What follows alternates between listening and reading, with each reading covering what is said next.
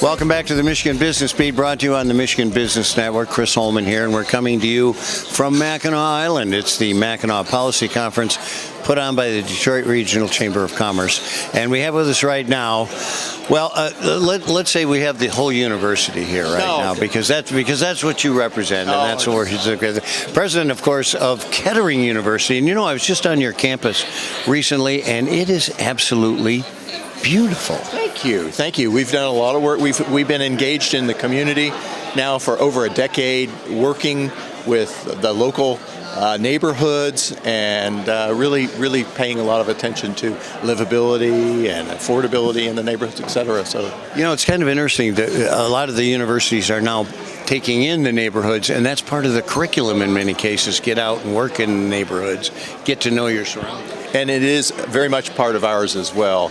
We have one of our four pillars of our university, the kind of the strategic driving forces for us, is community vitality, and we take that seriously. So our students and faculty and staff put in tens of thousands of man hours every term in the community, both working with local groups and nonprofits, but also in direct beautification and safety improvements and livability improvements in the areas around. Well, listen, let's talk about Kettering, because I go back to where I remember Kettering as GMI, right? Absolutely. General Motors Very proud Institute, of it. right? Yeah. We just had Glenn Stevens on from the Auto, right? And so this is a good little segue. Absolutely. How vested are you still in that industry?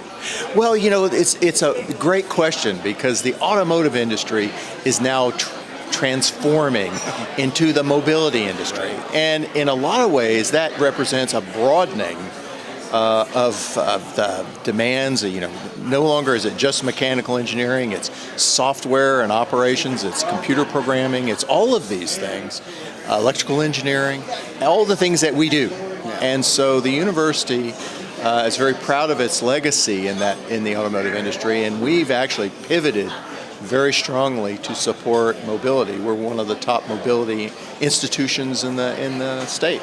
Well, and as a result, after graduation, you have a pretty reasonable placement percentage. Yeah, we oscillate between 99 and 100% every year. So yeah, that one kid.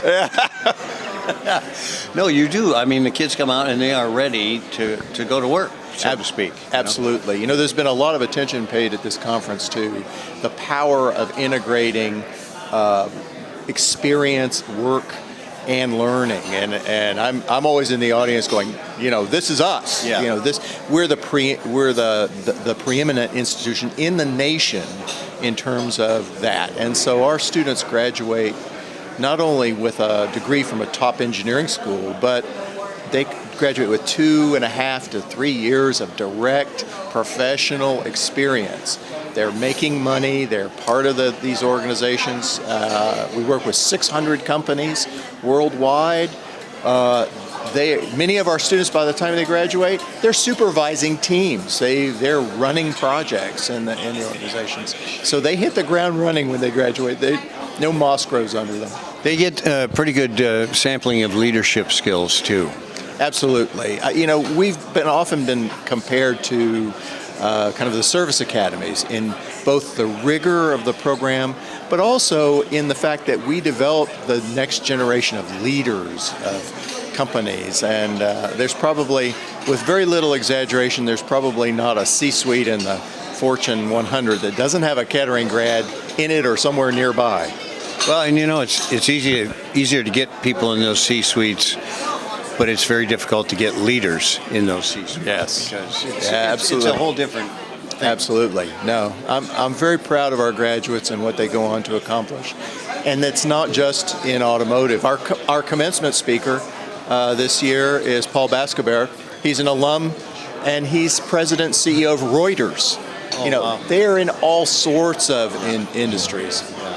We see them at CAR every now and then, the Yes. Center for Automotive Research, annually. So where are you going from here? What is the university looking at?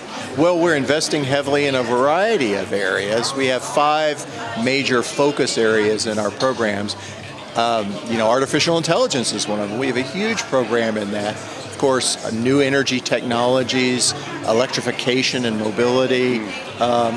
So a lot of things, material sciences, a lot of things that are really driving these new industries that are emerging in our state and across the country. I would think battery technology is in there somewhere. Absolutely. We have a whole battery facility. We've created on the Chevy in the Hull property adjacent to the university. We created a state-of-the-art engineering and proving ground specifically for these technologies. That's not bad hands-on stuff. No, it isn't. It really isn't.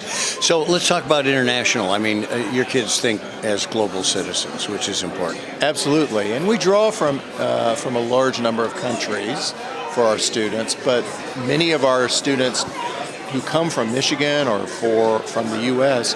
actually do part of their cooperative experience overseas in the overseas branches of the companies that they're cooperating with. Well, and that's where we got to start thinking, because it is a global economy, has been for a long time.